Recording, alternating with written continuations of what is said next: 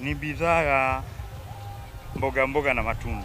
Bidhaa mboga hizi na matunda. Okay. Na matunda kama hii. Kama hivi. Kama hizi nani?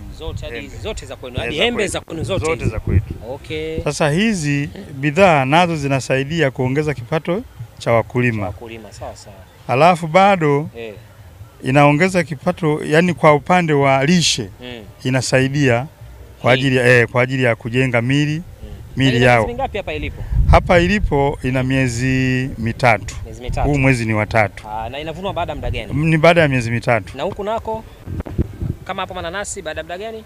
Nanasi mara nyingi tunavuna baada ya miezi 12 mpaka 18. Miezi. Na hii? Hii ni miezi mitatu hivyo hivyo. Naona huku kuna nyanya nyanyua. Ndio nyanya. Nyanya hizi. Nasema nyanya nyanyua.